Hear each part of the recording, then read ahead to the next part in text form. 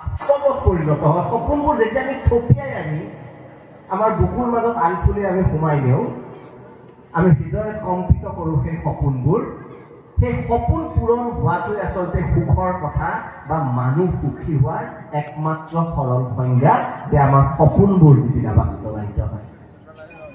ময়ো আশা কৰিম যিসকল ছাত্ৰ ছাত্ৰী ইয়াত আছে, যিসকল অভিভাৱক আছে, তেওঁলোকে নিজৰ ল'ৰা ছোৱালীক লৈ যি সপোন দেখিছে সেই সপোন বাস্তৱায়িত হ'ব। কোনো পিতৃ মাতৃয়ে কেতিয়াও কাহানিও ছাত্ৰ ছাত্ৰীক নকয়, অন্তত মই কোৱা শুনা নাই, বাবু ডাঙৰ হ'লে বা মাইনা ডাঙৰ হ'লে ধনী হবি, বহুত টকা ঘটিবি। কোনোবাই কয় জানো? নকয়। প্ৰত্যেকগৰাকী মাতৃয়ে, প্ৰত্যেকগৰাকী পিতৃয়ে এটাই কথা কয়, বাবা সাৱধানে চলিবি, দিনকাল ভাল নহয়, এজন ভাল মানুহ হৈ ওলাবি। কয় নে নকয়? গতিকে কথাটো পাৰ্থক্যটো সেইটোৱে যে বহুত সপোন থকা দৰকাৰ।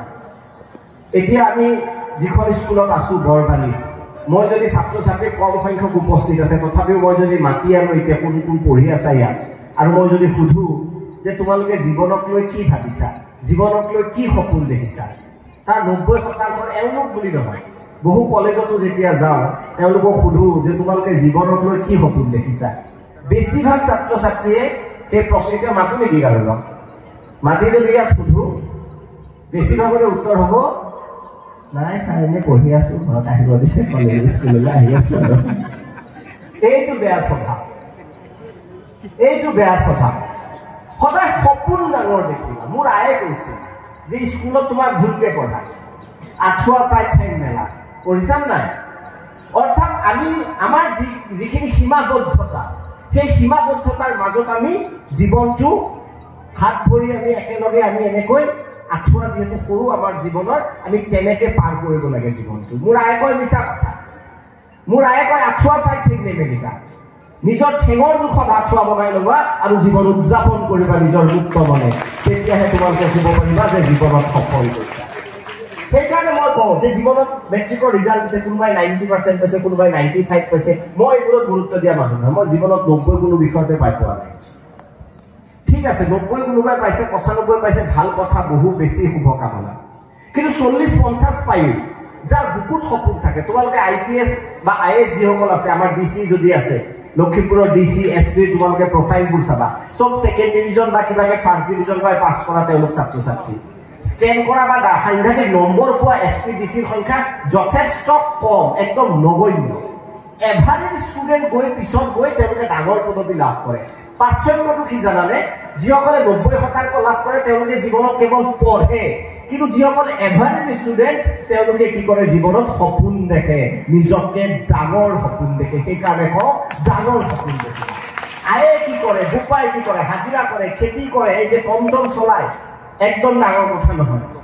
ঘৰটো কি জহি খহি গৈছে, ঘৰটো খেৰীৰ ঘৰ, টাইলছ লগাইছে, কিমান তলা মহলীয়া অট্টালিকা বনাইছে, ডাঙৰ কথা নহয়।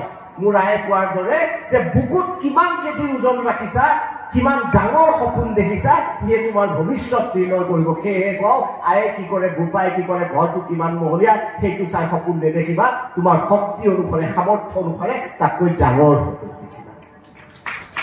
মোৰো এটা সপোন আছে, নাজানো কিয়, বহুতৰ দৰে খুব সাংঘাতিক ডক্টৰ, ইঞ্জিনিয়াৰ এইবোৰ হোৱাৰ সপোন নহয়। দীপক শৰ্মাৰ বয়স তেতিয়া 7 বছৰ 6 বছৰ হ'ব। 6 বছৰ 7 বছৰৰ পৰা সপোন কি আছিল যে ময়ো যাই মঞ্চত কথা কম, ময়ো মানুহে মোক চাব, মই অলপ লেভেল দিম। বুজাকে কৈছো দেই শব্দটো, ময়ো লেভেল দিম। আমাৰ ঘৰৰ ওচৰত মই যি ঠাইত থাকো, য'ত মুকলি সভা এনেকুৱা হয়, 7 বজাত যদি কিবা সভা, সপোনটো কিয় দৰকাৰী মই কৈছো। 7 বজাত যদি সভা হয়, মই 5 বজাতে যাই হাজিৰ। স্কুলৰ ক'লা হাফ পেণ্টটো আৰু বগা চাৰ্টটো, আৰু ইয়াত থাকে এটা ষ্টিকাৰ মানে আম জামু বগৰী চব পকেটত ভৰাও, ইয়াত এটা দাগ লাগি যায় স্কুলৰ চাৰ্টত, বহুতৰে লগা আছিল চাগে আগতে। গতিকে দাগ লগা সেই চাৰ্টটো, আৰু মই পেৰাচুটৰ নাৰিকল তেল এপোৱামান সানি দিয়ে মূৰত, তাৰপিছত চুলি ফলিয়ে যা ধুনীয়া দেখিলে যা যা। 7 বজাত যদি সভা, দীপক শৰ্মা গৈ 5 বজাত এই কাৰণে যায়, তাৰ একদম সন্মুখৰ চকীত বহিব, তেতিয়াহে সকলোৱে চাব। গতিকে 5 বজাতে যাই বহি টোপনিয়াই থাকো, ভৰি উলনি থাকে চুটি চাপত। মোৰ সভা যেতিয়া আৰম্ভ হয় দুৰ্ভাগ্যবশতঃ, তেতিয়া স্থানীয় জ্যেষ্ঠ ব্যক্তিসকল আহে, স্বাভাৱিকতে লগে লগে খেদি দিয়ে, ঐ ক'ত গৈছো, কিমান সপোন লৈ আহিছিলো, প্ৰথম চকীত বহিম 7 বজাত মিটিং 2 ঘণ্টা আগতে আহি মহ মাৰি আছো তথাপিও বহিব নিদিয়ে আগত ত্ৰিপাল পাৰা থাকে ত্ৰিপাল তোমালোকে জানা ত্ৰিপালত বহিব দিয়ে আগতে সৰু বিলাকক গতিকে ত্ৰিপালত বহু তাকো শান্তি নাই মই বেছিয়ে খিগমি নাছিলো মোৰ লগৰ সোপা মোতকে শকত আপত মোক এইটো অস্ত্ৰ প্ৰয়োগ কৰে আগলৈ যা ঠেলি আমি কোন মুহূৰ্তত মাটিত বহো আচলতে ঠিকেই নাথাকে বহিব আহিছিলো সেইখন চকীত বহি ক'ত বহাই দিলে মাটি দীপক শৰ্মাৰ বুকুত সিদিনা এটা সপোন যায় যে মোৰো এদিন আহিব আজি এইখন চকীত বহিব দিয়া নাই বাপেকে এদিন মাতিনি এইখন চকীত বহিব দিব লাগিব আপোনাৰ টাইম ভি কভি আয়েগা মোৰো এদিন আহিব সেই যে সভাত নে কি কৈ গ'ল মই নুশুনো কেৱল মই সপোন দেখো বহি যে মোৰো এদিন আহিব আৰু বিশ্বাস কৰা সেই তাত বহিব নিদিয়া দীপক শৰ্মাজনকে অসমৰ 70খন কলেজ প্ৰায় 100তকৈও অধিক ৰাজহুৱা সভাত